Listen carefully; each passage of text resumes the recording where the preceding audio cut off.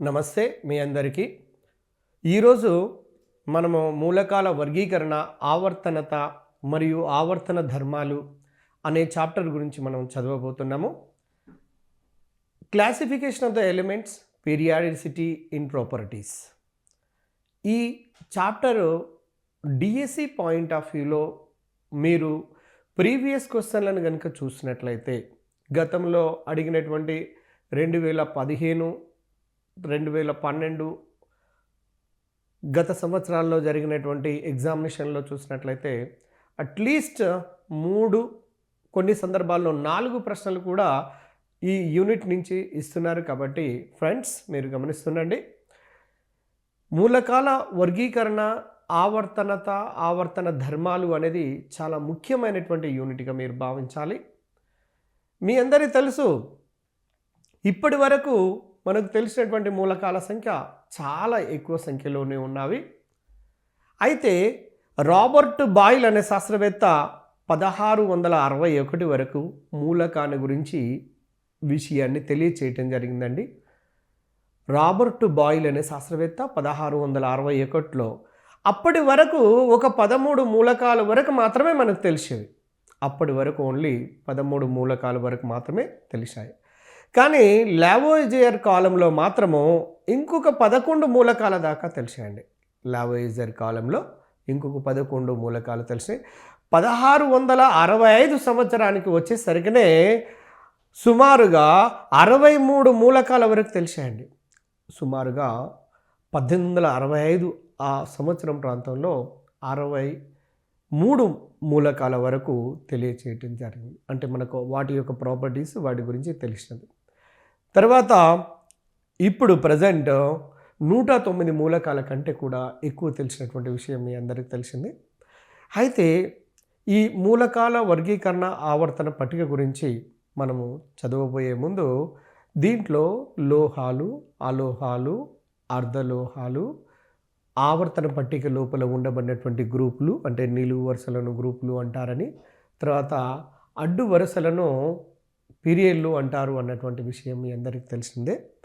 ఈ గ్రూపులలో, పీరియడ్లలో ఆవర్తన ధర్మాలు ఏ విధంగా మారుతున్నాయి అనే దాని మీద ఎస్పెషల్లీ ఎక్కువ ప్రశ్నలు అడుగుతున్నారు.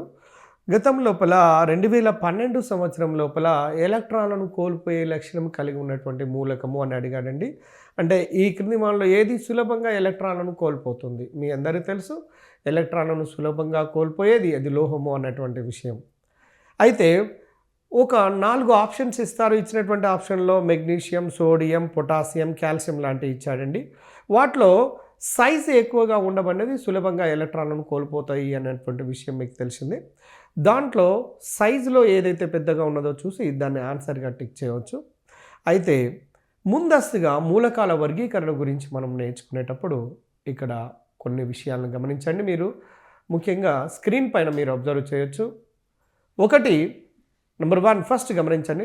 మూలకాల యొక్క ధర్మాలను అర్థం చేసుకోవడమే కాకుండా మూలకాల వల్ల ఏర్పడే అసంఖ్యాకమైనటువంటి సమ్మేళనాలు, ధర్మాలను గురించి కూడా పూర్తిగా అర్థం చేసుకోవచ్చు. మీ అందరికీ తెలుసు, ఒక మూలకము ఇంకొక మూలకంతో చర్యాశీలత కలిగినటువంటి మూలకాలు ఒకదానితో ఇంకొకటి చర్యలలో పాల్గొనడం వల్ల కొత్త సమ్మేళనాలు ఏర్పడుతున్నవి.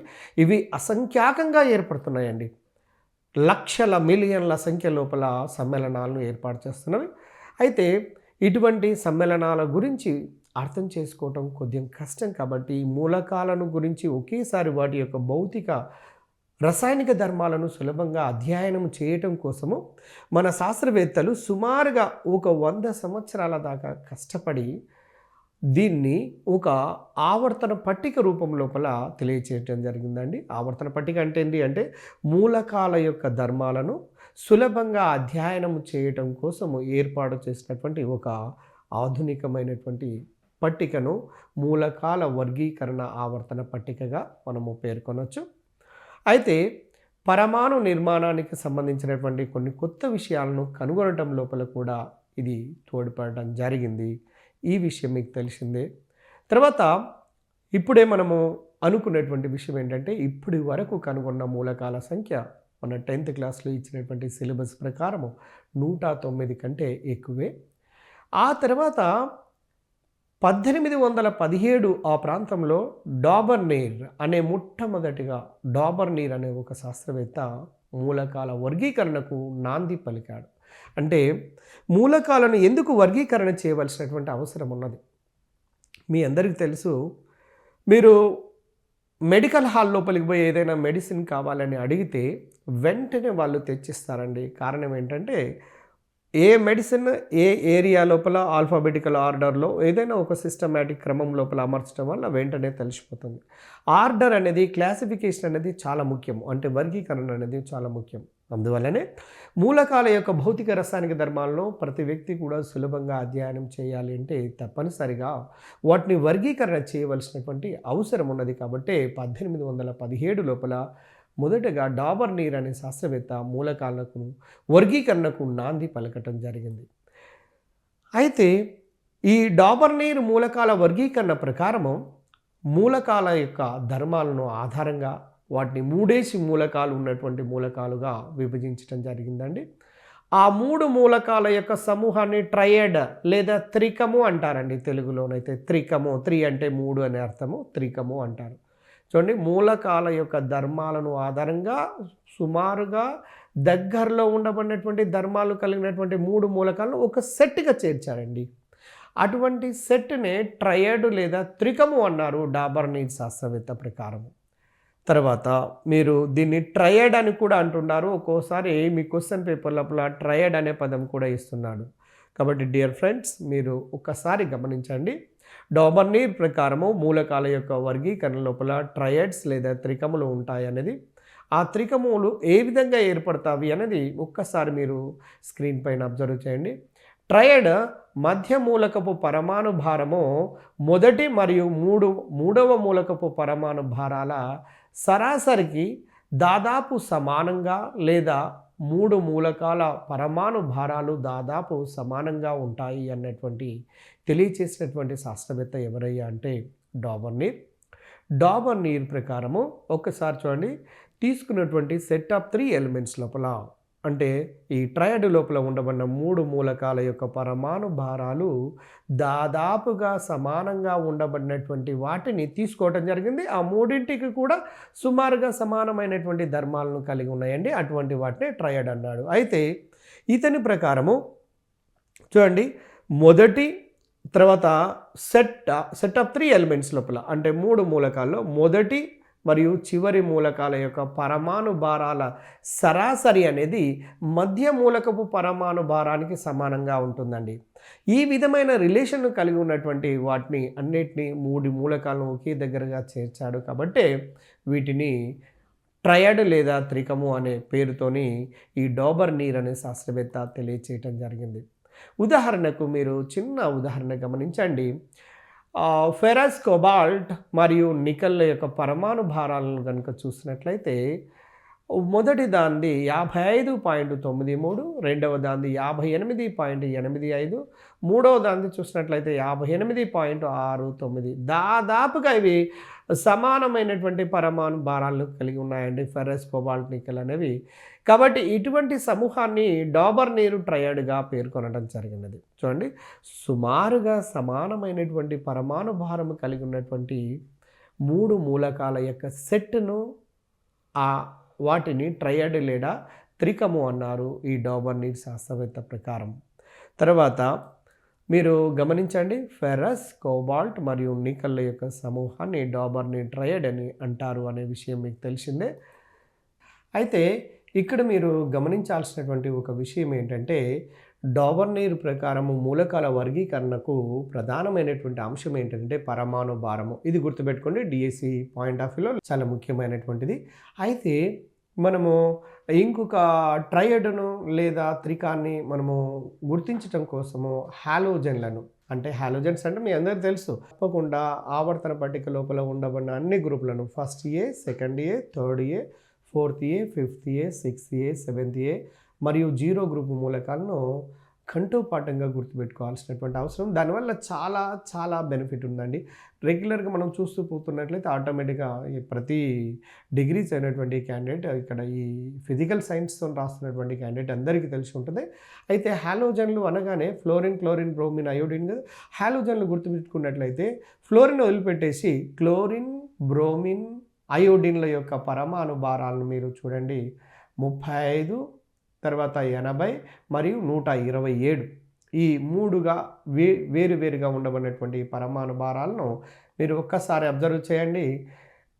ఇక్కడ మొదటి మూలకము చివరి మూలకముల యొక్క పరమాణు భారాలను సరాసరి కనుక చేసినట్లయితే 35 + 127/2 సరాసరి చేయటం వల్ల 167/2 అంటే 81. బ్రోమిన్ సుమారుగా 80 ఉన్నదండి పరమాణు భారం. అంటే బ్రోమిన్తో దగ్గరి సంబంధాన్ని కలిగి ఉన్నది కాబట్టి క్లోరిన్, బ్రోమిన్, అయోడిన్లను ఒక డాబర్నీర్ ప్రకారము ట్రయోడ్గా లేదా త్రికంగా తీసుకోవటం జరిగినది. అయితే చూడండి, అందువల్ల దీని ప్రకారం మీకు ఏమని అర్థమవుతుందంటే క్లోరిన్, బ్రోమిన్ మరియు అయోడిన్ల యొక్క సమూహాన్ని డాబర్నీరు ట్రయోడ్ అని అంటారు అనే విషయాన్ని మీరు గుర్తుపెట్టుకోండి. తర్వాత డియర్ ఫ్రెండ్స్, మీరు గమనించండి, స్క్రీన్ పైన చాలా స్పష్టంగా మీకు అర్థమైంది, డెఫినేషన్ తెలిసింది.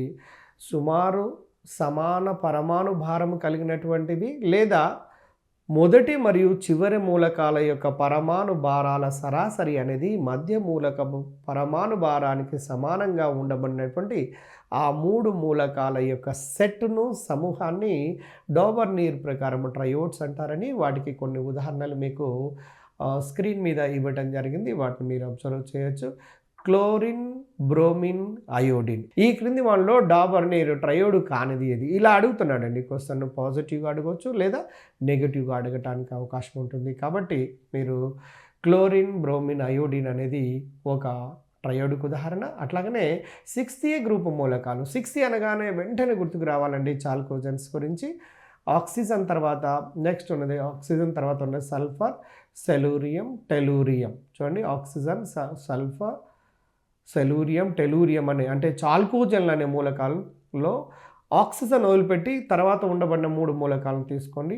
సల్ఫర్, సెలూనియం, టెలూరియం అనే మూలకాల యొక్క పరమాణు భారం మీరు అబ్జర్వ్ చేసినట్లయితే 79.5గా ఉంటుంది. అంటే దీని దగ్గరలో ఉంటున్నదండి. అంటే 79కి మధ్యలో దగ్గరగా ఉంటుంది. కాబట్టి వీటిని కూడా ఒక డాబర్నీర్ యొక్క ట్రయోడ్గా తీసుకోవచ్చు. అదేవిధంగా లీథియం, సోడియం, పొటాషియంలను కూడా తీసుకున్నట్లయితే లీథియం యొక్క, పొటాషియం యొక్క పరమాణు భారాల యొక్క యావరేజ్ అనేది సోడియం యొక్క పరమాణు భారానికి ఎగ్జాక్ట్లీ సమానంగా ఉన్నది. కాబట్టి లీథియం, సోడియం, పొటాషియంను కూడా డాబర్నీర్ ఒక ట్రయోడ్గా తీసుకోవచ్చండి. అదేవిధంగా మీరు గమనించండి ఫ్రెండ్స్, ఫెరస్, కోబాల్ట్, నికెల్ వాటి యొక్క పరమాణు భారాలను గమనించినట్లయితే 55.85, 58.93, 58.69 అన్ని పరమాణు భారాలు దాదాపు సమానంగా ఉన్నాయి. కాబట్టి వీటిని కూడా డాబర్నీర్ ప్రకారము ట్రయోడ్గా మనం తీసుకోవచ్చు అన్నటువంటి విషయం మీకు అర్థమవుతుంది. అయితే ఇంకొక విషయాన్ని గమనించండి, డాబర్నీర్ వర్గీకరణ తర్వాత 1850వ సంవత్సరం లోపల ఫెటెన్కోఫర్ మరియు 1862 ఆ ప్రాంతం లోపల డీచాకోటైన్ మూలకాల యొక్క వర్గీకరణకు ప్రయత్నాలు చేశారండి.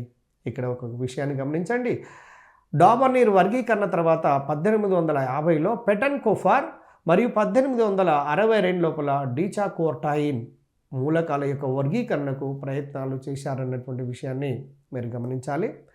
తర్వాత మూలకాల యొక్క పరమాణు భారాలను ఖచ్చితంగా కనుగొనే పద్ధతిని క్యానిజారో, ఇక్కడ గమనించండి, క్యానిజారో రూపొందించారు. తర్వాత 1863 లోపల జాన్ న్యూలాండ్స్ అష్టక సిద్ధాంతాన్ని తెలియచేయటం జరిగిందండి. వీళ్ళందరూ కూడా పరోక్షంగా లేదా ప్రత్యక్షంగా మూలకాల యొక్క వర్గీకరణకు కారణమవి మన ప్రస్తుతం ఉన్నటువంటి ఆవర్తన పట్టిక, అధునాతనమైనటువంటి ఆవర్తన పట్టిక ఏర్పడడానికి కారణమయ్యారండి.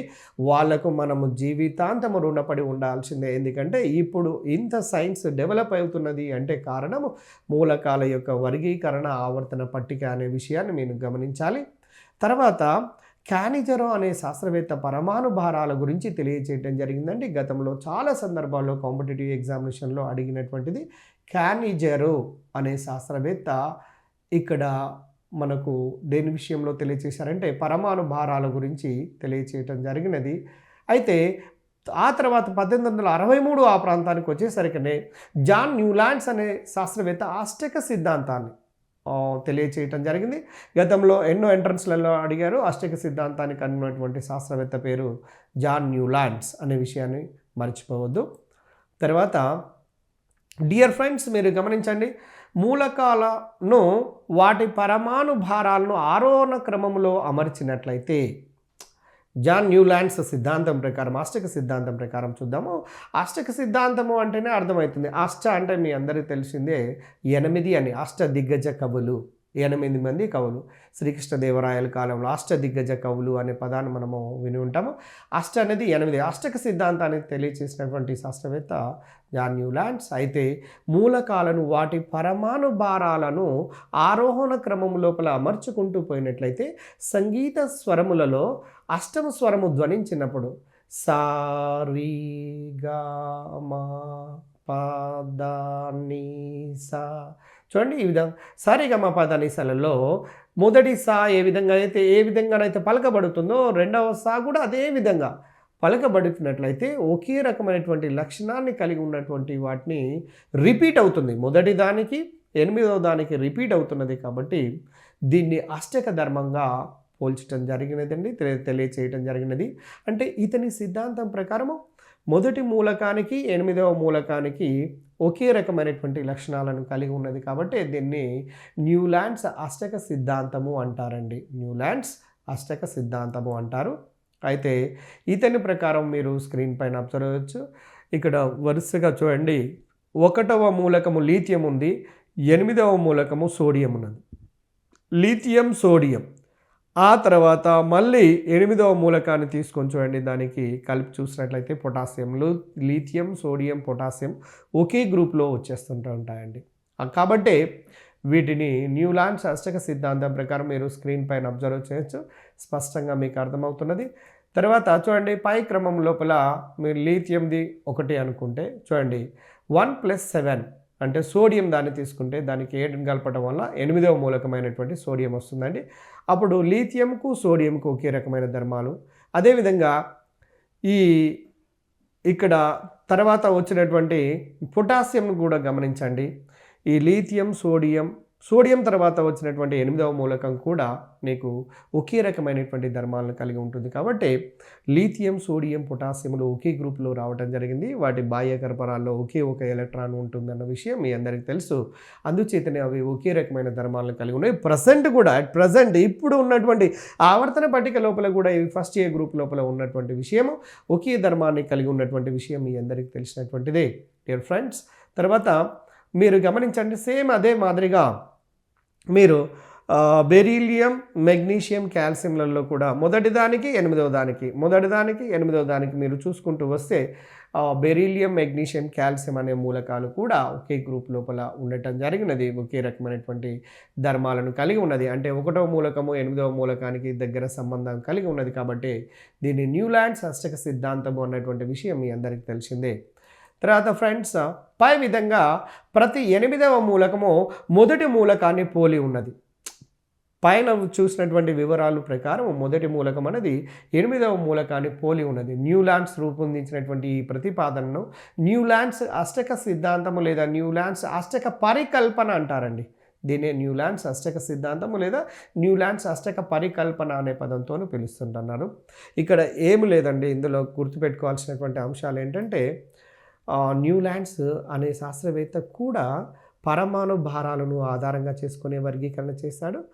ఇతను అష్టక సిద్ధాంతాన్ని తెలియచేస్తాడు. ముఖ్యమైనటువంటి విధంగా గుర్తుపెట్టుకోవాల్సింది, ఏ ఎగ్జామినేషన్ తీసుకున్నా, ఏ ఎంట్రన్స్ తీసుకున్నా కూడా అడుగుతున్నటువంటి ప్రశ్నలు ఈ విధంగా ఉంటున్నాయి. పరమాణు భారాలను ఆధారంగా చేసుకుని వర్గీకరణ చేశాడు. తర్వాత అష్టక సిద్ధాంతాన్ని తెలియజేసింది న్యూలాండ్స్ అనే శాస్త్రవేత్త.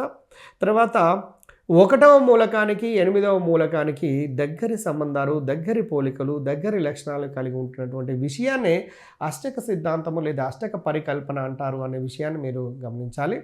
తర్వాత న్యూలాండ్స్ న్యూలాండ్స్ యొక్క అష్టక పరికల్పన భారమైనటువంటి మూలకాలకు వర్తింప చేసినప్పుడు సరి అయిన పోలికలు లభించలేదు అండి. ఈ విషయాన్ని మీరు గమనించండి ఫ్రెండ్స్. తర్వాత 1875లో డెబోస్పర్డాన్ అనే శాస్త్రవేత్త ఈ మూలకాన్ని కనిపెట్టి గ్యాలియం అనే పేరు పెట్టడం జరిగిందండి. తర్వాత అదేవిధంగా మెండలీఫ్ ఊహించినటువంటి పరమాణు భారము 44 కలిగినటువంటి దాన్ని ఎకాబోరన్ను 1879లో నిల్సన్ అనే శాస్త్రవేత్త దాన్ని కనుగొని స్కాండియం అనే పేరు పెట్టాడండి. నిల్సన్ను కనుగొన్నటువంటి మూలకం పేరు గతం లోపల డిఎస్సి ఎగ్జామినేషన్లో 2015 సంవత్సరంలో అడిగినటువంటిది కాబట్టి గుర్తుపెట్టుకోండి. నిల్సన్ కనుగొన్నటువంటి మూలకం పేరు స్కాండియం అండి. ఇక్కడ డియర్ ఫ్రెండ్స్, మీరు న్యూలాండ్స్ అష్టక సిద్ధాంతాన్ని గురించి చదువుతున్నారు. ఆ అష్టక సిద్ధాంతం లోపల ముఖ్యంగా మొదటి మూలకానికి 8వ మూలకానికి మధ్యన పోలికలు ఉంటున్నటువంటి విషయాన్ని గురించి చదివాము. దాన్ని అష్టకము అంటారు. అష్టకము అంటే 8వ మూలకము అనే అర్థము అని. అయితే ఈ సిద్ధాంతాన్ని ప్రతిపాదన శాస్త్రవేత్త పేరు అంటే న్యూలాండ్స్ అనే విషయం మీకు తెలుసు. ఈ సిద్ధాంతము కూడా లేదా ఈ అష్టక పరికల్పన కూడా దేనిపైన ఆధారపడి ఉన్నది అంటే పరమాణు భారాలపై మాత్రమే ఆధారపడి ఉన్నటువంటి విషయం మీకు అర్థమైపోయినది. తర్వాత ఇంక కొన్ని విషయాలు చూడండి.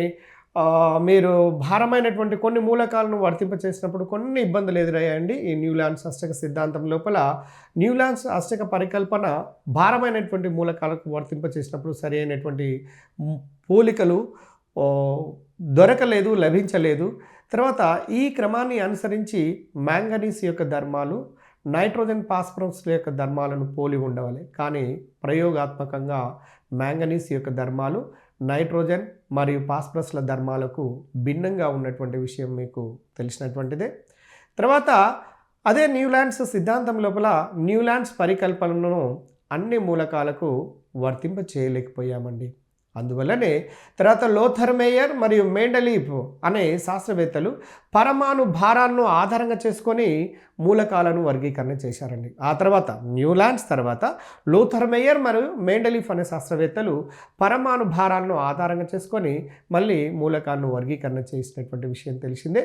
అయితే ఇక్కడ గమనించండి, లోథర్ మేయర్ ప్రకారము భౌతిక ధర్మాలను, మెండలీఫ్ రసాయనిక ధర్మాలను పరిగణలోనికి తీసుకొని వర్గీకరణ గావించారండి.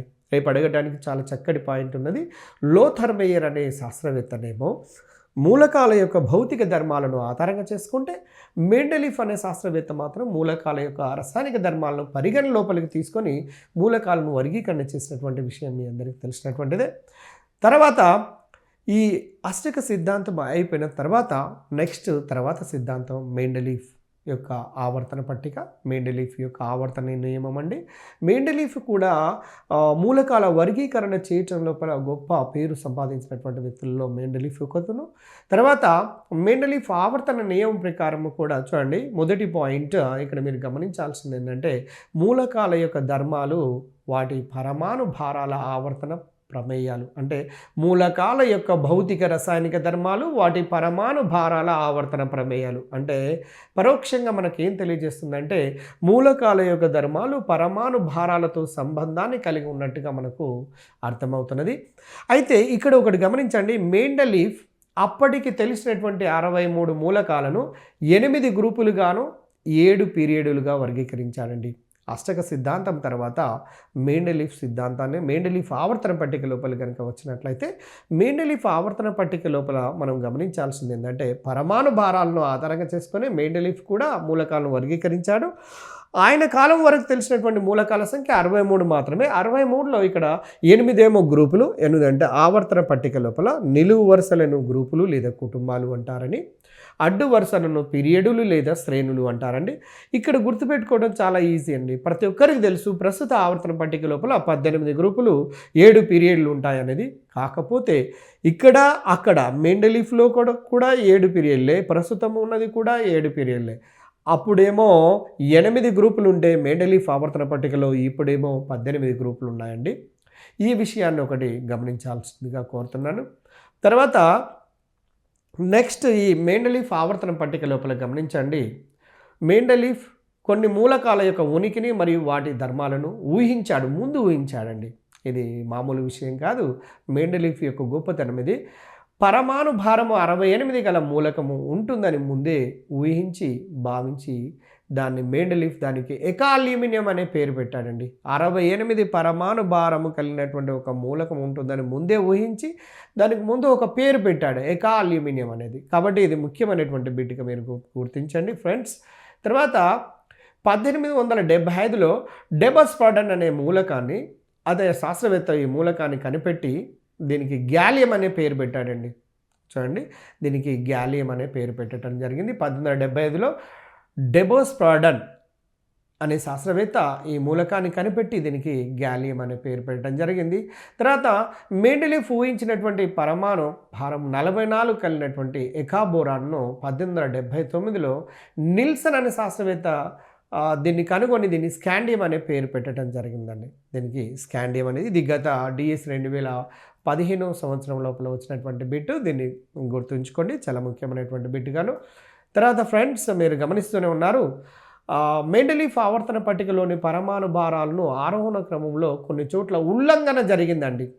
అంటే అలాంటి ఉల్లంఘన ఎక్కడైతే జరిగిందో అటువంటి వాటిని ఏమన్నారు అంటే అసాధారణ మూలక జంటలుగా పేర్కొనడం జరిగింది.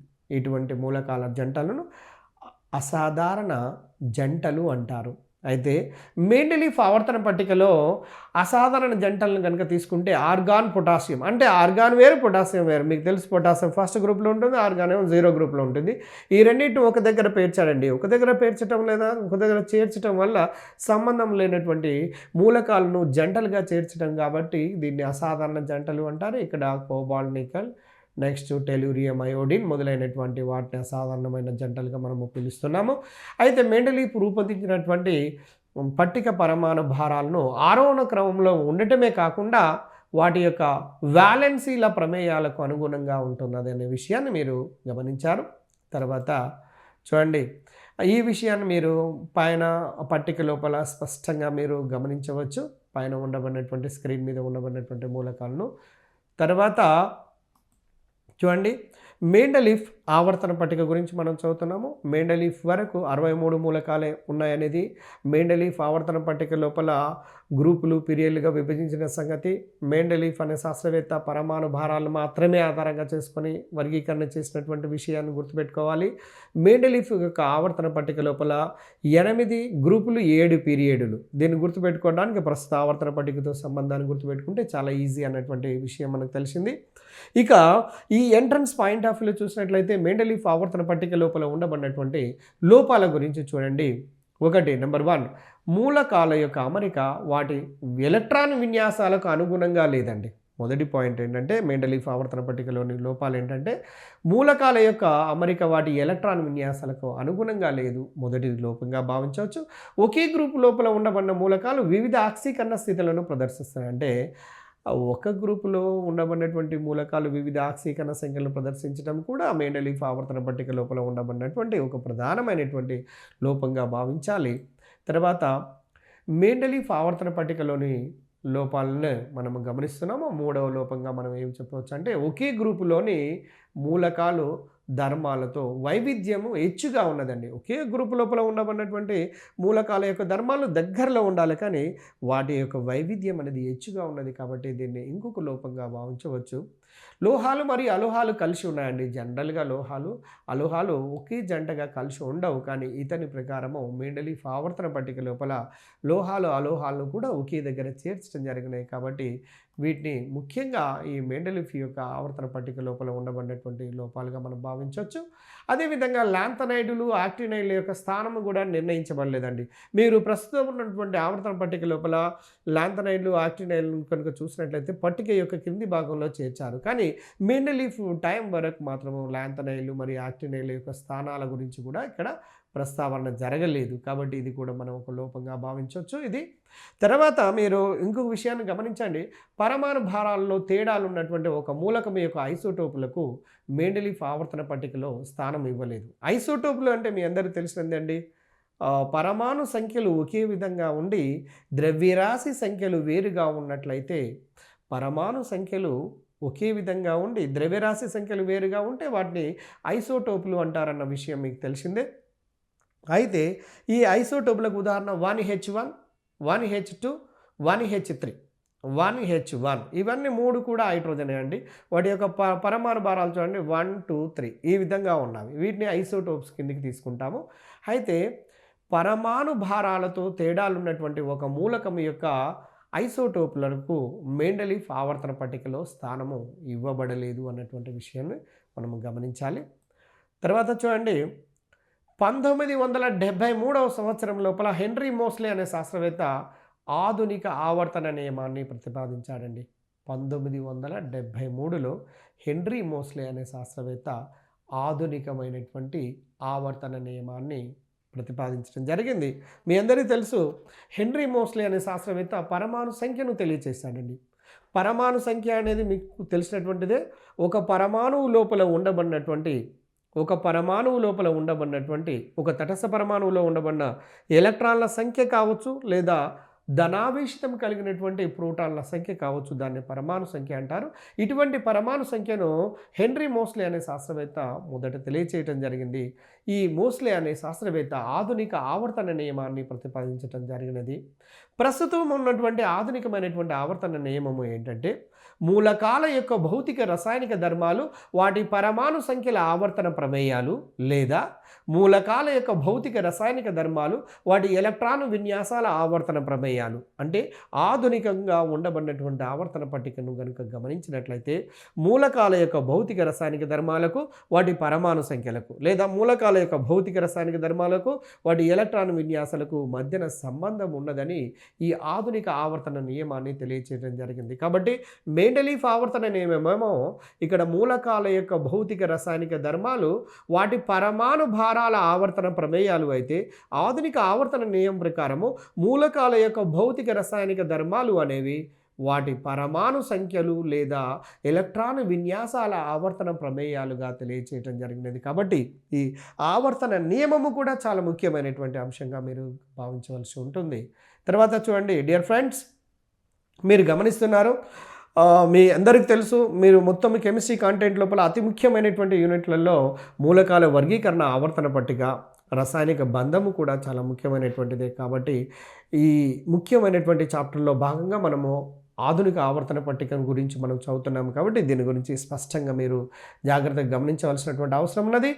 అయితే ఆధునిక ఆవర్తన నియమము ఆధారంగా రూపొందించిన మూలకాల వర్గీకరణ పట్టికను నవీన ఆవర్తన పట్టిక అంటారు, లేదా విస్తృత ఆవర్తన పట్టిక అంటారు, లేదా పొడవైన ఆవర్తన పట్టిక అంటారు, లేదా బోర్ ఆవర్తన పట్టిక అంటారు, మోడర్న్ పీరియాడిక్ టేబుల్, వివిధ రకాల పేర్లతో పిలుస్తున్నామండి. ఆధునికమైనటువంటి ఆవర్తన పట్టిక అనేది నవీనమైన, విస్తృతమైన, పొడవైన ఇవన్నీ వేరు పదాలతో పిలిచినప్పటికీ కూడా ప్రస్తుతం ఉన్నటువంటి నవీన ఆవర్తన పట్టిక గురించి మనం చదువుతున్నాము. దాని లోపల ఉండబడిన ఆవర్తన నియమం కూడా చూసాము. మూలకాల యొక్క భౌతిక రసాయనిక ధర్మాలు వాటి యొక్క ఎలక్ట్రాన్ విన్యాసాలు లేదా పరమాణు సంఖ్యల ఆవర్తన ప్రమేయాలు అనేటువంటి విషయం తెలిసింది. మీరు ప్రస్తుతం ఉన్నటువంటి ఆవర్తన పట్టికను మీరు స్క్రీన్ పైన స్పష్టంగా మీరు చూడొచ్చండి. మీరు చూడండి, నిలువుగా ఉండబడినటువంటి వరుసలను ఏమంటారంటే గ్రూపులు అని అంటారు. అడ్డుగా ఉండబడినటువంటి వరుసలనేమో పీరియడులు లేదా శ్రేణులు అంటారు. మీరు చూడండి, ప్రస్తుతం ఉన్న ఆవర్తన పట్టిక లోపల మొత్తము 18 గ్రూపులు కనబడుతున్నాయి. వరుసగా స్క్రీన్ మీద మీరు గమనించవచ్చు, 18 గ్రూపులు ఉన్నవి. అడ్డుగా ఉండబడినటువంటి వరుసలు చూడండి 7 ఉన్నవి అండి. ఆ మెండలీఫ్ లోపల 7 ఉన్నవి. ప్రస్తుతం ఉన్న ఆధునిక ఆవర్తన పట్టిక లోపల కూడా 7 ఉన్నవి. చూడండి, మొదటి పీరియడ్లో 2 మూలకాలు కనపడుతున్నాయి, హైడ్రోజన్, హీలియం. ఓకే, అదేవిధంగా తర్వాత రెండవ పీరియడ్లో చూసినట్లయితే 8 మూలకాలు, మూడవ పీరియడ్లో చూసినట్లయితే 8 మూలకాలు, అదేవిధంగా 4వ పీరియడ్లో చూసినట్లయితే 18, 5వ పీరియడ్లో 18, 6వ పీరియడ్లోనైతే 32, 7వ పీరియడ్లోనేమో అసంపూర్ణంగా ఉంటున్నాయి అన్నటువంటి విషయం మీ అందరికీ తెలిసిందే. అయితే ఇక్కడ గమనించండి, ఆధునిక ఆవర్తన పట్టికను 7 అడ్డంగా ఉన్న వరుసలుగాను 18 నిలువు వరుసలుగా విభజించినారు. అదేవిధంగా ఆధునిక ఆవర్తన నియమము అడ్డంగా ఉన్న పరమాణు వరుసలను పీరియడులు అని, నిలువుగా ఉన్నటువంటి వరుసలను గ్రూపులు అంటారు అన్నటువంటి విషయం మనం ఇప్పుడే చూసామండి. తర్వాత డియర్ ఫ్రెండ్స్, ఆధునికమైనటువంటి ఆవర్తన పట్టికలో 109 మూలకాలను 7 పీరియడులుగాను 18 గ్రూపులుగాను విభజించినటువంటి విషయం మీకు తెలిసిందే. డియర్ ఫ్రెండ్స్, ఇంకొక విషయాన్ని గమనించండి, ఒకే గ్రూపులోని మూలకాలకు బాహ్య స్థాయిలో ఎలక్ట్రాన్ విన్యాసము ఒకే విధంగా ఉంటుందండి. ఉదాహరణకు ఫస్ట్ ఏ గ్రూప్ మూలకాలను తీసుకోండి. Lithium, sodium, potassium, rubidium, caesium, francium. వీటన్నిటి యొక్క ఎలక్ట్రాన్ విన్యాసాన్ని కనుక రాసినట్లయితే NS1 అని రాస్తామండి. NS1గా రాస్తాము. అయితే ఇక్కడ గమనించాల్సినటువంటి అంశం ఏంటంటే NS1 అంటే ప్రతి మూలకం యొక్క ఎలక్ట్రాన్ విన్యాసాన్ని మీరు రాసి చూడండి. చివరిలో S1 అంటే ఎస్ ఉపస్థాయి లోపల ఒకే ఒక ఎలక్ట్రాన్ ఉంటున్నట్టుగా అర్థమవుతున్నది. కాబట్టి దానివల్లనే దాని యొక్క ధర్మాలు కానీ ఆక్సీకరణ సంఖ్యలు కానీ ఒకే విధంగా ఉంటున్నట్టుగా మనకు అర్థమవుతున్నది. ఫ్రెండ్స్, మీరు గమనిస్తూనే ఉన్నారు ఆధునికమైనటువంటి ఆవర్తన పట్టిక గురించి చదువుతున్నటువంటి విషయము. అయితే ఆధునికమైనటువంటి ఆవర్తన నియమము అంటే ఏంటి, ఆధునికమైనటువంటి ఆవర్తన పట్టిక లోపల ఎన్ని గ్రూపులు ఎన్ని పీరియడ్లు ఉన్నవి, వాటికి సంబంధించినటువంటి ధర్మాల గురించి మనం చదువుతున్నాము. అయితే ఇప్పుడు మనము మొదట్లో గమనించినటువంటి అంశం ఏంటంటే ఒక గ్రూపు లోపల ఉండబడినటువంటి మూలకాల యొక్క బాహ్య స్థాయిలో ఎలక్ట్రాన్ విన్యాసం ఒకే విధంగా ఉంటుందండి. మీరు ఉదాహరణకు ఫస్ట్ ఏ గ్రూప్ మూలకాలను మనం చూస్తాము NS1, అదే సెకండ్ ఏ గ్రూప్ అయితే NS2, అదే థర్డ్ ఏ గ్రూప్ మూలకాలను చూస్తే NS2 NP1, ఫోర్త్ ఏ NS2 NP2. ఆ విధంగా ఒకే రకమైనటువంటి ఎలక్ట్రాన్ విన్యాసం ఉంటున్నట్టుగా మనము అర్థమవుతున్నది. తర్వాత మీరు గమనించండి, ఒకే గ్రూపులోని మూలకాల యొక్క పరమాణు సంఖ్యలలో తేడా వరుసగా ఎలా ఉంటుంది అంటే 2, 8, 8, 18, 18, 32 అండి. సో ఈ నంబర్స్ కనుక తెలిసి ఉన్నట్లయితే ఒక గ్రూపులోని మొదటి మూలకం తెలిస్తే మిగిలినటువంటి మూలకాల యొక్క అన్ని పరమాణు సంఖ్యలను మనం స్వతహాగా కనుక్కోవచ్చు, లేదా వాటి యొక్క పరమాణు సంఖ్యలను రాయొచ్చు అండి. ఉదాహరణకు మీరు ఏ గ్రూప్ అయినా తీసుకోండి. సెకండ్ గ్రూప్ని తీసుకుందాము. సెకండ్ గ్రూప్ని తీసుకుంటే మొదటి మూలకము బెరీలియంను తీసుకోండి. బెరీలియంను తీసుకున్నట్లయితే బెరీలియం పరమాణు సంఖ్య 4 అనేది మొదటి దాన్ని తెలిసి ఉండాలి. దానికి 8ని కలపండి, కలిపితే 12 అవుతుంది. అంటే 12 నెక్స్ట్ వచ్చే మెగ్నీషియం. దానికి ఇంకొక 8 కలపండి, 20 అవుతుంది. 20 పరమాణు సంఖ్య కలిగి ఉన్నటువంటిది ఏంటిదంటే కాల్షియం. దానికి నెక్స్ట్ వచ్చే మూలకం. ఆ విధంగా మనము కలుపుకుంటూ పోవచ్చండి. అయితే ఆధునికమైనటువంటి ఆవర్తన పట్టికలో మొదటి పీరియడ్ నందు 2 మూలకాలు ఉంటాయని, అవి హైడ్రోజన్ మరియు హీలియం అని. రేపు అడగొచ్చు, మొదటి పీరియడ్ అన్నది ఈ మూలకంతో అంతమవుతుంది. హైడ్రోజన్, హీలియం, లిథియం, బెరీలియం, ఇంకేమైనా అడడానికి ఛాన్స్ ఉందండి. అందులో సింపుల్గా హైడ్రోజన్ అండ్ హీలియంతో ఎండ్ అవుతున్నది. రెండవ పీరియడ్ను కనుక తీసుకున్నట్లయితే లీథియం నుండి ప్రారంభమై నియాన్ వరకు, అంటే జడవాయువులతో అంతమవుతాయండి. క్షారలోహాలతో ప్రారంభమై జడవాయువులతో అంతమవుతున్నాయి. రెండవ పీరియడ్ లీథియంతో ప్రారంభమై నియాన్తో అంతమవుతుంది. దీంట్లో ఇప్పటి వరకు ఉండబడిన మూలకాలు ఎన్ని అంటే 8. చాలా ముఖ్యమైనటువంటి పాయింట్స్ అండి. తర్వాత మూడో పీరియడ్కి వచ్చేసేయండి. మూడో పీరియడ్లో అంటే మూడవ అడ్డు వరుస గురించి మాట్లాడుతున్నాము. ఇది సోడియం నుండి ప్రారంభమై ఆర్గాన్ వరకు, గుర్తుపెట్టుకోండి, సోడియం నుండి. ఫస్ట్ ఇట్లా గ్రూప్ మూలకాలను వేసుకోండి, నెక్స్ట్ 0 గ్రూప్ మూలకాలను వేసుకోండి. మీకు చాలా ఈజీగా అయిపోతుంటుంటుంది. వాటిని వేసి గమనించాలండి. బై హార్టెడ్గా నేర్చుకున్నట్లయితే it will be difficult to us. మూడో పీరియడ్లోనైతే సోడియం నుండి ఆర్గాన్ వరకు 8 మూలకాలు ఉంటాయని, 4వ పీరియడ్లో పొటాషియం నుండి మొదలుకొని క్రిప్టాన్ వరకు 18 మూలకాలు ఉంటాయి. అదేవిధంగా 5వ పీరియడ్కి వచ్చినట్లయితే రుబీడియం నుండి క్సినార్ వరకు 18 మూలకాలు ఉంటాయి. తర్వాత మీరు గమనించండి, 6వ పీరియడ్లో సీజియం నుండి రేడాన్ వరకు 32 మూలకాలు ఉంటాయండి. అత్యధిక సంఖ్య లోపల ఉండబడినటువంటి మూలకాలు ఉండబడినటువంటి పీరియడ్ ఏది అని క్వశ్చన్ వేస్తే దానికి ఆన్సర్ మనం ఏం చెప్పాల్సి వస్తుందంటే 6వ పీరియడ్. అతి తక్కువ సంఖ్యలో మూలకాలను కలిగి ఉన్న పీరియడ్ ఏంటిదంటే మొదటి పీరియడ్ అండి. దాన్ని అతి పొట్టి పీరియడ్ అంటారు. దాంట్లో 2 మూలకాలు మాత్రమే ఉన్నవి అన్నటువంటి విషయాన్ని గమనించండి. అయితే ఈ 6వ పీరియడ్లో లాంతనైడ్లు 14 వరకు ఉంటాయండి. It's a very very important point. 6వ పీరియడ్ లోపల లాంతనైడ్లు 14 వరకు ఉంటాయండి. 6వ పీరియడ్ స్టార్ట్ అయ్యేటప్పుడు మాత్రమే లాంతనైడ్లు స్టార్ట్ అవుతున్నాయి, అంటే బ్లాక్ మూలకాలు స్టార్ట్ అవుతున్నాయి అనే విషయాన్ని, ఇది అప్లికేషన్ రూపంలో క్వశ్చన్ అన్నప్పుడు సమాధానం చేయడం కొద్దిగా కష్టమవుతుంది. కాబట్టి డియర్ ఫ్రెండ్స్, మీరు గమనిస్తూనే ఉండండి. ఇక్కడ ఏ బ్లాక్ మూలకాలు 6th, 7th పీరియడ్లలో ఉంటాయి. కాబట్టి 6వ పీరియడ్లో లాంతనైడ్లు ఉంటాయి, 7వ పీరియడ్ లోపల యాక్టినైడ్లు ఉంటాయి అన్నటువంటి విషయాన్ని మీరు గమనించవచ్చు. అయితే 7వ పీరియడ్ మాత్రం అసంపూర్ణంగా ఉండి ఐరన్ నుండి 109వ మూలకం వరకు ప్రస్తుతం ఉన్నటువంటి మూలకాలు 23 వరకు ఉన్నాయండి. ఇవి అసంపూర్ణమైనటువంటి శ్రేణిగా మనము భావిస్తాము. తర్వాత పరమాణు సంఖ్య 58 నుండి చాలా ఇంపార్టెంట్ బిట్ అండి ఇది. పరమాణు సంఖ్య 58 సీరియం నుండి 71 లుటీషియం ఎల్యు అంటే 58 నుంచి 71 పరమాణు సంఖ్య కలిగినటువంటి మూలకాలు కలిగినటువంటి వరుసను ఈ మూలకాలన్నీ కూడా లాంతనమును పోలి ఉంటాయండి. కాబట్టి వీటిని లాంతనైట్స్ అంటారు. లాంతనైట్స్ అంటే 58 పరమాణు సంఖ్య కలిగినటువంటి మూలకాన్ని తీసుకొని లుటీషియం వరకు అన్ని మూలకాలను కనుక గమనిస్తే వాటి యొక్క ధర్మాలు లాంతనంతో పోలి ఉన్నాయి. కాబట్టి వీటిని లాంతనైడులు అని పేరు పెట్టి పిలవటం జరిగినదండి. ఈ లాంతనైడ్లలో 14 వరకు మూలకాలు ఉంటాయి అన్నటువంటి విషయం మీకు తెలుసు. ఆవర్తన పట్టిక యొక్క క్రింది భాగం లోపల లాంతనైడ్లు అనేవి ఉంటాయనే విషయం కూడా మీకు తెలుసు. వీటిని విరళ మృత్తిక మూలకాలు అని కూడా అంటారండి. లాంతనైడ్లకు మరొక పేరు. తర్వాత నెక్స్ట్ చూడండి, పరమాణు సంఖ్య 90 నుండి మొదలుకొని 103 పరమాణు సంఖ్య కలిగినటువంటి లారెన్షియం వరకు కలిగిన మూలకాలను ఇక్కడ మనం గమనించాల్సినటువంటి వీటిని యాక్టినైట్స్గా పిలుస్తారండి. 90 నుంచి 103 వరకు ఉన్నటువంటి మూలకాలు, థోరియం నుంచి ప్రారంభమై లారెన్షియం వరకు ఉన్నటువంటి మూలకాలను ఏమంటారు అంటే యాక్టినైట్స్ అంటారు. ఎందుకు అంటారంటే ఇవి యాక్టీనియం యొక్క ధర్మాలను పోలి ఉంటాయి కాబట్టి వీటిని యాక్టినైట్స్ అంటారు. ఐడ్ అంటే పోలిక అని అర్థం. ఐడిఈ చూడండి, ఆయిడ్ అంటే పోలిక అనే అర్థాన్ని ఇస్తుంటాయి. లాంతనైట్స్, యాక్టినైట్స్ అనే పదమును ఆ విధంగా గుర్తుపెట్టుకోవాలి. తర్వాత డియర్ ఫ్రెండ్స్, ఇక్కడ ఒకటి గమనించండి, లాంథనైడులు మరియు ఆక్టినైడ్లను ఆవర్తన పట్టికలో క్రింది భాగంలో ప్రత్యేకంగా ఒక బ్లాక్గా చేర్చారండి. ఆవర్తన పట్టిక ఈ విధంగా ఉంటే దాని కింద స్పెషల్గా మీకు ఏ బ్లాక్ మూలకాలు అనేవి 2 శ్రేణులలో అమర్చడం జరిగినది. లాంథనైడులు మరియు ఆక్టినైడ్లను కలిపి అంతర పరివర్తన మూలకాలు అంటారండి. మీకు తెలుసు, డి బ్లాక్ మూలకాలనేమో పరివర్తన మూలకాలు అంటారు, ఏ బ్లాక్ మూలకాలనేమో అంతర పరివర్తన మూలకాలు అంటారు. ఏ బ్లాక్ మూలకాలలో లాంథనైడులు ప్లస్ యాక్టినైడ్లు 2 కలిసి ఉంటాయండి. ఆ 2 కూడా ఆవర్తన పట్టిక యొక్క మెయిన్ బాడీ క్రింది భాగంలో చేర్చినటువంటి విషయం మీ అందరికీ తెలిసిందే. వాటిని అంతర పరివర్తన మూలకాలు అంటారు.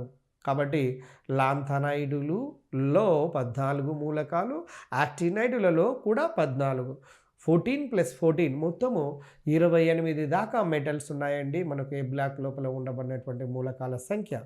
తర్వాత నెక్స్ట్ అతి ముఖ్యమైనటువంటి అంశానికి వచ్చేస్తాము.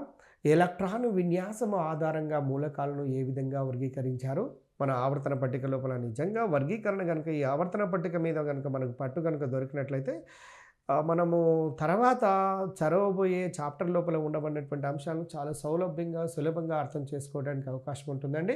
డియర్ ఫ్రెండ్స్, మీరు గమనించండి, మొట్టమొదటిది జడవాయువులు, వీటిని ఇనర్ట్ గ్యాసెస్ అంటారు. రెండవది ప్రాతినిధ్య మూలకాలు, వీటిని రిప్రజెంటేటివ్ ఎలిమెంట్స్ అంటారని. మూడవది పరివర్తన మూలకాలు, ట్రాన్సిషన్ ఎలిమెంట్స్. నాలుగవది అంతర పరివర్తన మూలకాలు. చూడండి, మీరు చాలా క్లియర్గా మీకు అర్థమైనది. ఈ 4 రకాలుగా వర్గీకరణ చేయటం జరిగిందండి ఎలక్ట్రాన్ విన్యాసాన్ని బట్టి. మొట్టమొదటిది జడవాయువులను తీసుకుందామండి. జడవాయువుల గురించి ఒక్కసారి చర్చిద్దాము. జడవాయువులు అంటే స్థిరమైన వాయువులు అంటారండి. వీటిని రాజా వాయువులు లేదా కింగ్ గ్యాసెస్ అంటారు. వీటిని నల్ వ్యాలెన్సీ మూలకాలు అంటారు. వీటిని స్థిర వాయువులు అంటారు. వీటినే జడవాయువులు అంటారు. వీటినే ఉత్కృష్ట వాయువులు అంటారు. వీటినే ఏకపరమాణుక వాయువులు అంటారు. వీటినే నల్ వ్యాలెన్సీ ఎలిమెంట్స్ అంటారు. ఈ విధంగా వివిధ రకాల పేర్లతో పిలుస్తున్నారండి జడవాయువులను. కారణం ఏంటంటే వాటికి ఉండబడినటువంటి ప్రత్యేకమైనటువంటి ధర్మాలను ఆధారంగా వీటిని విరళ వాయువులు అని కూడా అంటారండి. వాతావరణం లోపల వీటి యొక్క పర్సంటేజ్ చాలా తక్కువగా ఉంటుంది కాబట్టి వీటిని విరళ వాయువులు అని కూడా అంటుంటారు. ఇవి చర్యాశీలత పరంగా చాలా తక్కువగా ఉంటాయి కాబట్టి వీటిని జడవాయువులు అని కూడా అంటారు. 1969 తర్వాత వీటికి కూడా కొంతవరకు చర్యాశీలత కలిగి ఉంటున్నది అని తెలిసిన తర్వాత వీటిని ఉత్కృష్ట వాయు మూలకాలు లేదా నోబెల్ ఎలిమెంట్స్ అని కూడా పిలవటం జరిగింది. ఈ జడవాయువు లోపల ఉండబడిన మూలకాలను ఎలా గుర్తుపెట్టుకోవాలంటే helium, neon, argon, krypton, xenon, radon. చూడండి, మీ అందరికీ తెలుసు, ఎవరైతే ఈ school assistant physical science prepare అవుతున్నారో వాళ్ళందరూ తప్పకుండా ఈ ఆవర్తన పట్టిక లోపల ఉండబడినటువంటి ప్రతి గ్రూప్లోని మూలకాలను క్షుణ్ణంగా ఫటఫటమని చెప్పగలిగే స్థితి లోపల ఉండబడినప్పుడు మనము మిగతా వాళ్ళకంటే ముందుగా క్వశ్చన్ పేపర్ను అవలీలగా చేయడానికి అవకాశం ఉంటుందండి. కాబట్టి helium, neon, argon, krypton, xenon మరియు రెడాన్ అనే జడవాయు మూలకాలను 0 గ్రూపు అంటే 18th గ్రూప్ లోపల చేర్చడం జరిగినది. అయితే జడవాయు మూలకాలు ఎటువంటి రసాయనిక చర్యల్లో పాల్గొనవు కాబట్టి వీటిని జడవాయు మూలకాలు అంటారు అన్నటువంటి విషయం మీకు తెలిసింది. కానీ ఆఫ్టర్ ద 1969 మీ అందరికీ తెలుసు క్సీనాన్ యొక్క కొన్ని సమ్మేళనాలను కనుక్కోవడం జరిగిందండి. క్సీనాన్ డైఫ్లోరైడ్, క్సీనాన్ టెట్రాఫ్లోరైడ్, క్సీనాన్ హెక్సాఫ్లోరైడ్, అంటే క్సీనాన్ మోనోఆక్సైడ్, క్సీనాన్ డయాక్సైడ్, క్సీనాన్ ట్రయాక్సైడ్, క్సీనాన్ టెట్రాక్సైడ్, క్సీనాన్ మోనోఆక్సీ డైఫ్లోరైడ్ లాంటి వివిధ రకాల సమ్మేళనాలను కనుక్కోవటం జరిగిందండి. అప్పుడు ప్రపంచంలో ఉండబడినటువంటి మిగిలిన శాస్త్రవేత్తలకు ఆశ్చర్యం వేసింది. ఎందుకంటే క్సీనాను అనేది జడవాయు మూలకము, జడవాయు మూలకాలకు చర్యాశీలత ఉండదు. అటువంటి చర్యాశీలత లేనటువంటి మూలకాలు ఏ విధంగా చర్యలలో పాల్గొన్నవి, ఏ విధంగా సమ్మేళనాలను తయారు చేయడం జరిగినది అన్నటువంటి విషయాన్ని దాని మీద ఆసక్తి పెరిగిందని మిగిలినటువంటి శాస్త్రవేత్తలకు. మొట్టమొదటగా బార్ట్లెట్ అనే శాస్త్రవేత్త క్సీనాన్ ప్లాటినం హెక్సాఫ్లోరైడ్ అనే ఒక సమ్మేళనాన్ని కనుగొన్న తర్వాత ఈ జీరో గ్రూప్ కెమిస్ట్రీ కూడా డెవలప్ కావడం జరిగింది. తర్వాత డియర్ ఫ్రెండ్స్ మీరు గమనించండి, హీలియం తప్ప మిగతా జడవాయువుల యొక్క ఎలక్ట్రాన్ విన్యాసాన్ని కనుక చూసినట్లయితే NS2 NP6 అండి. ఇది అవుటర్ మోస్ట్ ఎలక్ట్రాన్ కాన్ఫిగరేషన్. దీన్ని స్థిరమైనటువంటి విన్యాసం అంటారు, దీన్ని అష్టక విన్యాసం అంటారు అన్నటువంటి విషయం కూడా మీ అందరికీ తెలిసిందే. Duplet electronic configuration. Duplet means the presence of 2 electrons in the outermost shell, whereas when an element is having the 8 electrons in the outermost shell, that is called as simply octet rule. Duplet rule and octet rule, these two are causes to get the stability. మీకు అందరికీ తెలిసింది డూప్లెట్ రూల్ను పాటించే మూలకం helium అనే విషయం మీకు తెలుసు. Octet రూల్ను పాటించే మూలకాలు చూడండి, హీలియం తర్వాత ఉండబడినటువంటి మూలకాలు అన్నింటి లోపల వేలెన్సీ స్థాయి లోపల 8 ఎలక్ట్రాన్లను కలిగి ఉంటాయి అన్నటువంటి విషయం మీకు తెలిసిందే. హీలియం యొక్క ఎలక్ట్రాన్ విన్యాసం మీకు తెలుసు, 1s2గా రాస్తాము. తర్వాత డియర్ ఫ్రెండ్స్ మీరు గమనించండి, విస్తృత ఆవర్తన పట్టిక లోపల జడవాయువులను 0 గ్రూప్లో చేర్చారండి. దీన్ని 0 గ్రూప్ అని కూడా అంటారు అన్నటువంటి విషయం మీకు తెలుసు. ఆవర్తన పట్టికలో ప్రతి పీరియడ్ కూడా జడవాయు మూలకంతో ముగుస్తుంది అండి. ఆల్కలీ మెటల్తో ప్రారంభమైతే జడవాయు మూలకంతో ముగుస్తుంది అన్నటువంటి విషయాన్ని మీరు గమనించాలి. తర్వాత జడవాయు మూలకాలు అనగానే స్థిరమైన మూలకాలు అని, ఇది helium, neon, argon, krypton, xenon, రెడాన్లను మామూలుగా వీటిని జడవాయు మూలకాలు లేదా స్థిర వాయువులు అంటారని. వీటి వ్యాలెన్సీలో మొత్తం చూడండి, వ్యాలెన్సీలో హీలియం వ్యాలెన్సీలో 2 ఎలక్ట్రాన్లు ఉన్నప్పటికీ మిగిలినటువంటి వాటిలో వ్యాలెన్సీలో 8 ఎలక్ట్రాన్లు ఉన్నప్పటికీ వీటి యొక్క వ్యాలెన్సీను 0గా భావిస్తారు. ఎందుకంటే ఇతర మూలకాలతో చర్యలలో పాల్గొనవు కాబట్టి 0 వ్యాలెన్సీ కలిగినటువంటి మూలకాలు ఏంటివంటే జీరో గ్రూప్ మూలకాలుగానే మనము భావించాలి. తర్వాత డియర్ ఫ్రెండ్స్ గమనించండి, ఇక రెండవది ఏంటంటే ప్రాతినిధ్య మూలకాలు, రిప్రజెంటేటివ్ ఎలిమెంట్స్. దాని తర్వాత మనకు మిగిలి ఉన్నది ఏంటంటే ఆవర్తన పట్టికలో చివరి భాగంలో రైట్ సైడ్లో చివరి భాగంలో ఉన్న జడవాయువులు అయితే S and P బ్లాక్ మిగిలి ఉన్నాయండి. ఈ రెండింటిని కలిపి S and P బ్లాక్ రెండింటిని కాంబినేషన్తో కలిపినట్లయితే వాటిని ప్రాతినిధ్య మూలకాలు అంటారు. అయితే ఇక్కడ ఒక విషయాన్ని గమనించండి, పరమాణువులో చూడండి, ఇది మధ్య భాగంలో కేంద్రకము, మొదటి కక్ష, రెండవ కక్ష, మూడవ కక్ష, నాలుగవ కక్ష ఇలా ఉంటే చివరి కక్ష పరిపూర్ణంగా నిండి ఉంటే వాటిని జడవాయు మూలకాలు అని, ఒకవేళ చివరి కక్ష గనక అసంపూర్ణంగా నిండి ఉన్నట్లయితే వాటిని ప్రాతినిధ్య మూలకాలు అంటారండి. వేలెన్సీ కర్పరము అసంపూర్ణంగా నిండి ఉన్నటువంటి మూలకాలని ప్రాతినిధ్య మూలకాలు అంటారని. వీటి యొక్క ఎలక్ట్రాన్ విన్యాసము ఎలా ఉంటుందంటే NS ఆర్ NS2 NP5గా మనం రాసుకోవచ్చండి. NS1 నుంచి NS2 నుండి NP5గా మనము వీటి యొక్క ఎలక్ట్రాన్ విన్యాసాన్ని రాయవచ్చు. తర్వాత S and P బ్లాక్ మూలకాలను కలిపి జడవాయువులు తప్ప వాటిని ప్రాతినిధ్య మూలకాలు అంటారు. తర్వాత S బ్లాక్ మూలకాల విషయానికి వచ్చేద్దామండి.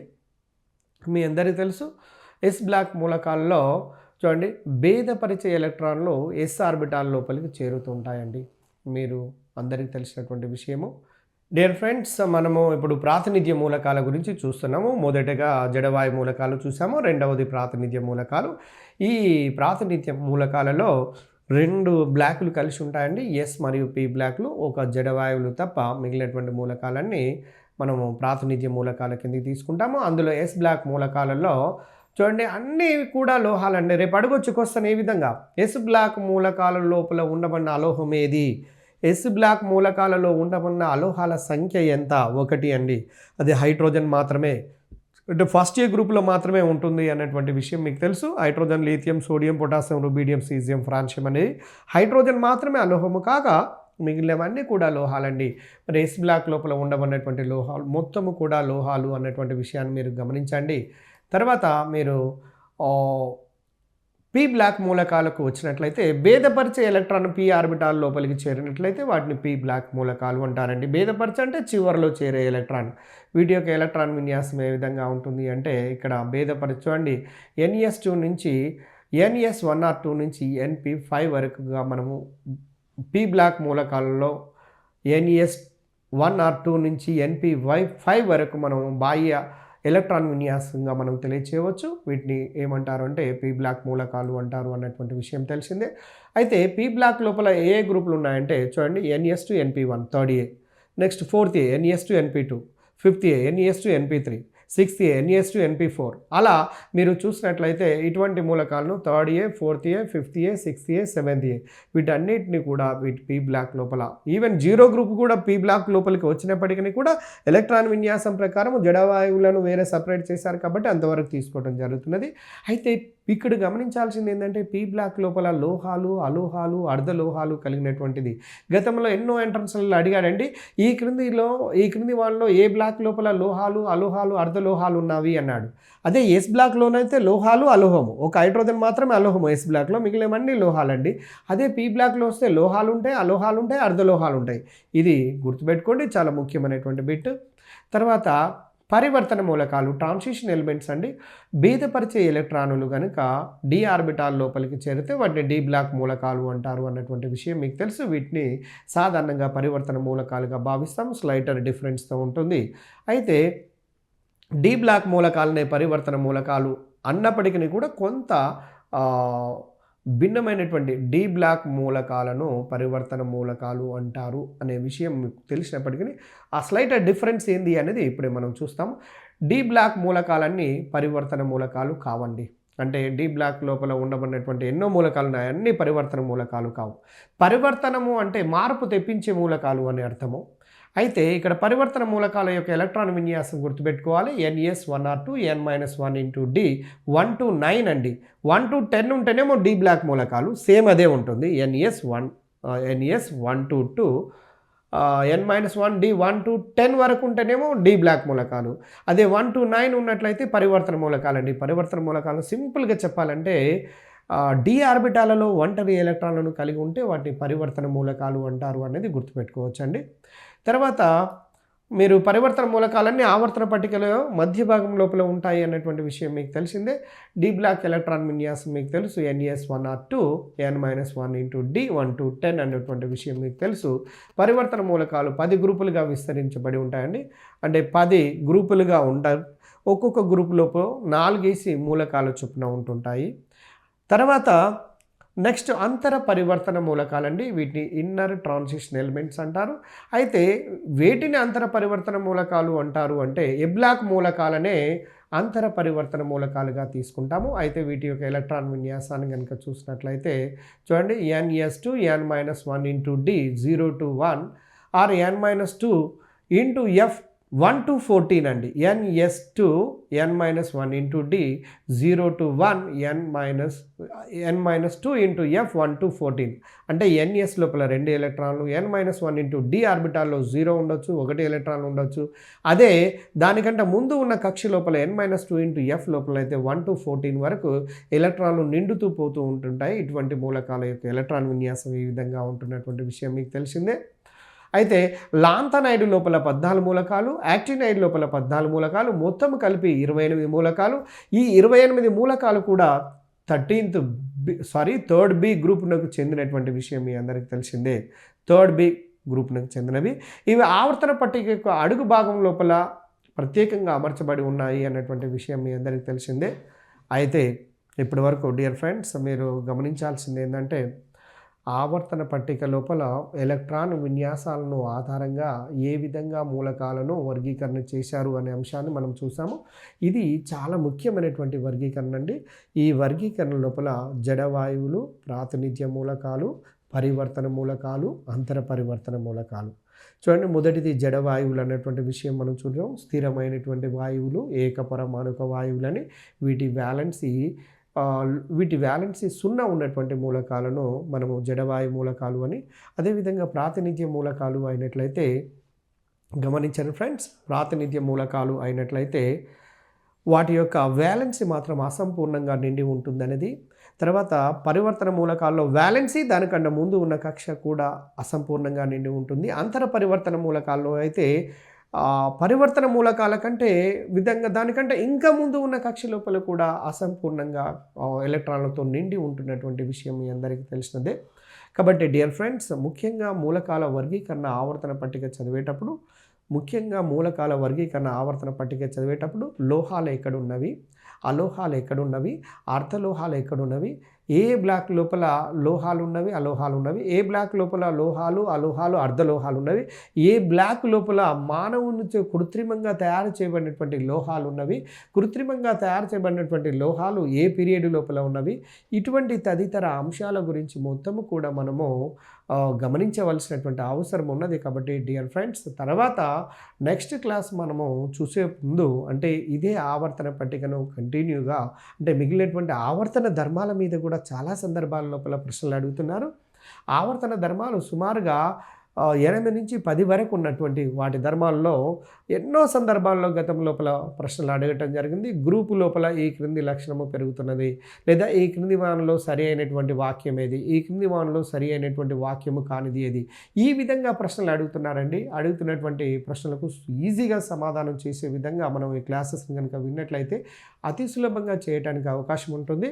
ముఖ్యంగా మూలకాల యొక్క వర్గీకరణ దగ్గర ఇక్కడ, తర్వాత బ్లాకులుగా ఎస్పీడిఎఫ్ బ్లాకులుగా ఒకటి, తర్వాత వాటి ఎలక్ట్రాన్ విన్యాసాలను, తర్వాత ఆక్సీకరణ స్థితుల మీద కూడా మనం గుర్తుపెట్టుకోవాల్సినటువంటి అవసరం ఉంటుంది. అదేవిధంగా గ్రూపుల లోపల లేదా పీరియడ్ లోపల ఆవర్తన ధర్మాలు ఏ విధంగా మార్పు చెందుతున్నాయి అనే దాని మీద డెఫినెట్గా ఒక క్వశ్చన్ అడుగుతున్నారండి. గతం లోపల చూసినటువంటి ప్రీవియస్ లోపల ఉండబడిన ఏ ఎంట్రన్స్ ఎగ్జామినేషన్ చూసినా కూడా ఈ క్రింది వానిలో రుణ విధిదాత్మత లేదా ఈ గ్రూపులలో పీరియడ్లలో ఈ క్రింది ధర్మం పెరుగుతుంది లేదా తగ్గుతుంది. ఆ ధర్మం పేరుస్తుంటుంటాడు. రుణ విధిదాత్మత, ధన విధిదాత్మకత, లోహ లక్షణము, అలోహ లక్షణము, లేదా ఆక్సైల ఆమ్ల స్వభావము, ఆక్సైల క్షార స్వభావము, వ్యాలెన్సీ, ఇలా నానా రకాల ధర్మాలను మనము అంటే పూర్తిగా అర్థం చేసుకున్నప్పుడు మాత్రమే మనము వాటికి ఆన్సర్ చేయడానికి అవకాశం ఉంటుంది. కాబట్టి డియర్ ఫ్రెండ్స్, మీరు క్లాసును జాగ్రత్తగా మీరు పరిశీలనాత్మకంగా వింటూ ప్రతి పాయింట్ను గమనిస్తూ అర్థం చేసుకున్న తర్వాత పూర్తి కమాండింగ్ వచ్చిన తర్వాత మీరు ఓన్ వే లోపల కనుక వెళ్ళినట్లయితే డెఫినెట్గా సక్సెస్ అవుతారని కోరుకుంటున్నాను. Thank you very much.